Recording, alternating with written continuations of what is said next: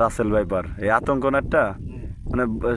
সারা বাংলাদেশে এখন বর্তমান চলতেছে যে রাসেল ভাইপার। বাংলাদেশে হইলে আমাকে হিন্দা দুই একটা হইছে বাড়ি করছে আমরা ওই মাইরে দুই হালাইছি আমরা এক সাপ তারপরে আমাকে সাপের দেখবার পারলে আর যদি না দেখবে এখানে রইলো আমার কামড় দিল এইভাবে আর কি। এটা তো আর দেখার সম্ভব না, আপনিও দেখতে পারবেন সামনাসামনি হয় যে লাড়ি আছে। What a natural movement of this area.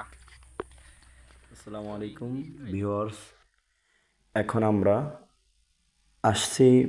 আকোটেচর ইউনিয়নের একটি পদ্মা নদীর তীরে। তো আমরা আপনাদেরকে এখন দেখাবো যে এইখানের যে মানুষের বসবাস এবং পদ্মা নদীর তীরে একটি সুন্দর নদীর তীর। তো দেখুন এত সুন্দর একটা এরিয়া। তো আসলে এখানে কিন্তু আগে অনেক মানুষই ভ্রমণ পিপাসু যারা তারা ভ্রমণ করতে আসতো বিকালের দিকে। তো ভিউয়ার্স, এখন আপনারা দেখতে পাচ্ছেন যে এখানে কিন্তু বিকাল 5টা বাজে। তো এইখানে এখন অন্য সময় এদিকে মানুষের ভিড়ে প্রায় চলা মুশকিল হয়ে যেত, কিন্তু এখন আপনারা দেখতে পাচ্ছেন যে আমরা কয়েকজন ব্যতীত আর কোনো লোক দেখছি না। তো সামনে মনে হয় 2-1জন লোক দেখা যেতেও পারে। তো চলুন আপনাদেরকে আমরা এইখানের দৃশ্যগুলো আপনাদেরকে ঘুরে ঘুরে দেখাই। তো দেখুন কত সুন্দর এরিয়াটা, দেখেন পুরা ফাঁকা একটা চর এলাকা। তো পিছনে আপনাদেরকে একটা এখানে হচ্ছে মানুষ বসবাস করে, এখানে গুচ্ছ গ্রাম পিছনে। তো এখানে মানুষের বসবাস খুবই জীর্ণ অবস্থা। তো এইখানে আরও অনেক এরিয়া ছিল, আমি এর আগেও একবার এসেছিলাম। তো এখানে নদীর চর ভেঙে গেছে, এই জন্য আপনাদেরকে ভালো মতো দেখাতে পারলাম না। আমরা এক মুরব্বীর কাছে এই এলাকার ইতিহাস জানবো। সাথে তাবিজ কবজ খায় তো ওই সময় আর কি বলে সেগুন ধরছে ধরাবার ভালো করছে যে আমার সাথে তাবিজ আছে আর গাছ গাছলা আছে। ওই সময় আর কি ধরতে পারি কামড় মেরে রাসেল ব্যাপারে না এটা দুধরাজে এই জায়গা থেকে ওই বলছে আচ্ছা আচ্ছা, বলে সে এক ব্যক্তি সাপ ঢুকছে পর ওর খবর দিন মানে সে গেছে আর কি ই করবে হয়ে যায় ধরে আর কি খবর দিয়ে দিলি এখানে যদি হয় তাহলে খবর দিলে এখনই যাবো। তার বাইরে আবার এর আগে মারছে সব তখন এই যে সেইটাগুলো উনি একটু সাপের উপর খুব রাগ ধীরে ধীরে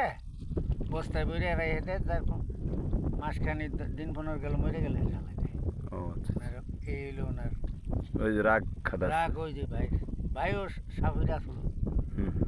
সুইচ গেট ওই যে বড় ব্রিজটা না, ব্রিজের ডাইন পাশে একটা বোট গাছ আছে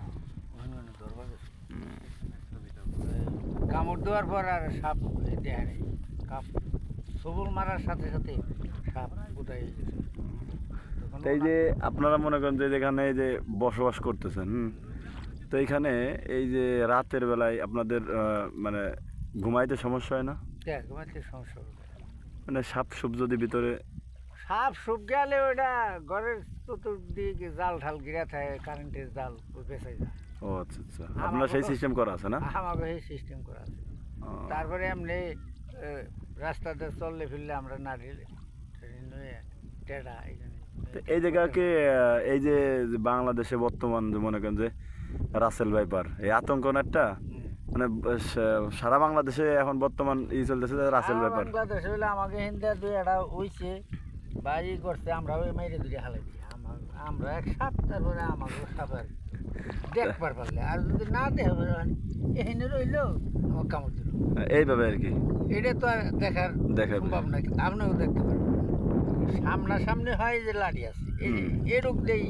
শেষ করে দিয়ে অবশ্যই। এলো ব্যাপার। সেই ওজা গেছিল সর্বদর্শন থেকে এনে স্যালেন্ট দিয়া ওখানে তারা কুলিবেন না বেরিয়ে নিচে ফরিদপুর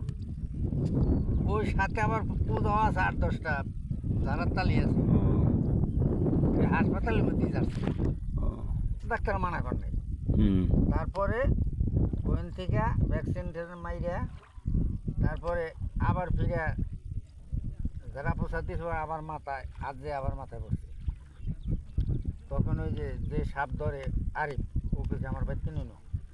এনে ভ্যাকসিন দিতে দিতে আমার মেয়ে লেব তোরা দেশে নিয়ে যা দেশের আমার ওস্তাদ সুস্তাদ তাকে খবর দে যদি বাঁচি তাকে ইসে বাঁচো দেশে এসে দেশে আসার পর বিছনা হয়েছে সুইচ গেট ওই যে বড় ব্রিজটা না ওই ব্রিজের মাথায় বাবা ছিল ওই যে স্কুল ডাইন পাশের বাড়ি হইলো আর কি থাকে আর কি আমাদের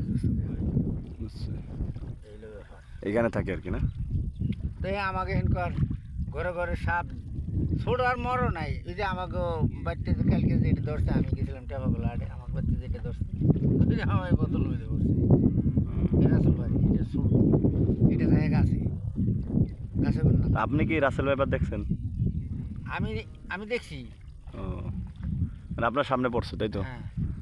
দেখার মধ্যে ওই যে জেলারাম হ্যাঁ হ্যাঁ ও এরকম ভাবে গোছাই থাকে ই করে পেঁচাই থাকে আর কি এভাবে গোছাইয়া এভাবে গোছাইয়া ওই মাথাটা থাকে মাথাটা বাইরে থাকে গেলে মাথাটা এথানি লম্বাইয়া এরকম ভাবে বাসতে থাকে ও বাসিতে থাকে পানিতে হুম আর টানে টানে ওই এইভাবেই থাকে ওই কামড় দিছে আমাকে ওই যে বড় কালা চরটা আছে না ওই চরে 2-3 জন কামড়াইছে তারা সুস্থ হয়েছে পরিপূর্ণ এইটা যে জাইলারা ওই যে জাল ভাই ওখানে কোনো বাঁচতে মাঝে মাঝে জিবলা বের করে ওরা ফলো করছে মানে এই যে যেমন এই যে গাছটা ওইটা গুছাই মুছাই থাকে না এই যে যেমন এই যে গিট না এরকম চক্কর এখানে সাদা এখানে কালা এখানে হলুদ এখানে এরকম এরকমই মাথাটা সেকুন ওই নেঞ্জাটা সেকুন মধ্যে মোটা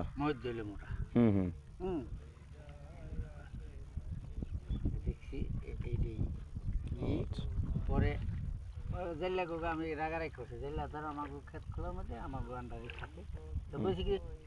বাইরে হালাই লিখা নই আসতি ভিডিও করে ফাটাই দেব যারা দেখে নাই তাকে কাছে না জানি আজরাইলের মতো কত বড় অবশ্যই আর যারা দেখছে তার কাছে তো কিছুই নেই আমরা যে বড় বড় 5-6 ডালের সাপ মাটি ডালিতে পারি বা দুধরাজ মণিরাজ তারপরে এই যে কাল সাপ তারপরে গুক্কু সাপ এগুলি যে মারি বা মারছি 2-4টা একবার করছে আমার মা আমার ঘরে শুয়ে রয়েছি সে তারপর এরকম একটা পার্টি আমরা ভাত খাই 10-12 জন আগে করে ভাত খাবে লাগছি মা এই চৌকির উপরে শোয়া এই চৌকিতে মা পাড়া দিছে ওই সাপ করছে ওই পাড়ির তল দেয় এই মাছায় আসলে আগে তো জমানায় মাছা আসলো ওই মাছায় কোনো ডিম খেয়ে সাপ বাইরে ওই ইসের তল দেয়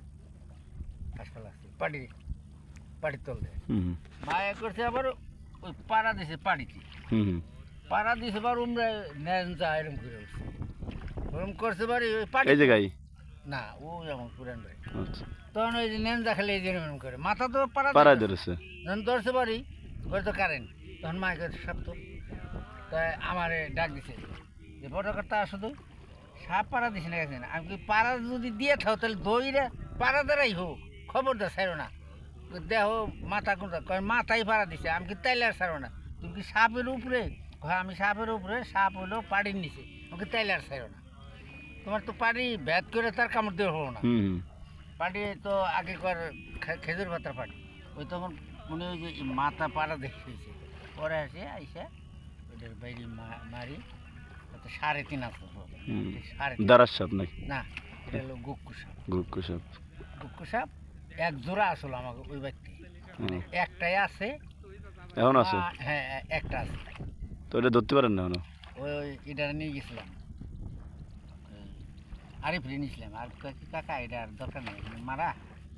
আমি কি তুই পারবি না কয় পারো পারলে আপনি ক্ষতি এটা মালপুরি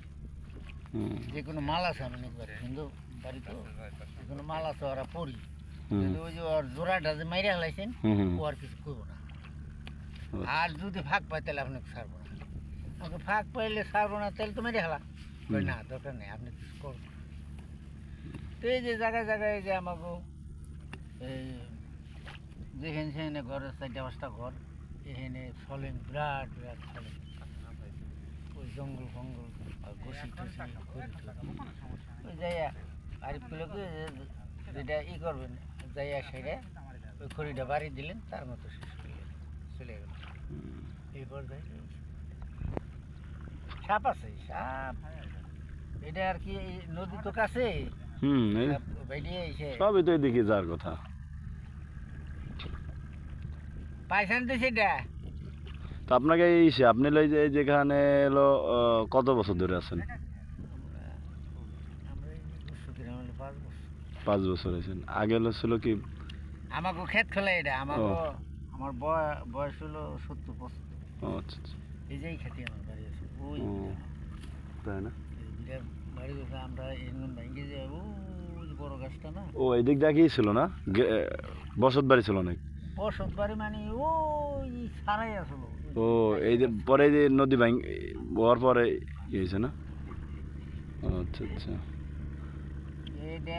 এই চর ভাঙ্গা আবার এই যে আবার ভাঙ্গা ধরছে এবার কেন ওই চর উড়ি নিয়ে গেলে আবার এটা চর পরে যাচ্ছে। আচ্ছা, তো ঠিক আছে তাহলে। তো ভিউয়ার্স, এই মুরব্বির কাছ থেকে আমরা এইখানের সাপ ও তাদের বসবাসের ইতিহাস জানলাম। তো আজকের ভিডিওটি কেমন লাগলো কমেন্ট করে জানান এবং আমাদের পেজটাকে ফলো দিয়ে আপনারা আমাদের সাথেই থাকুন নতুন নতুন ভিডিও পেতে।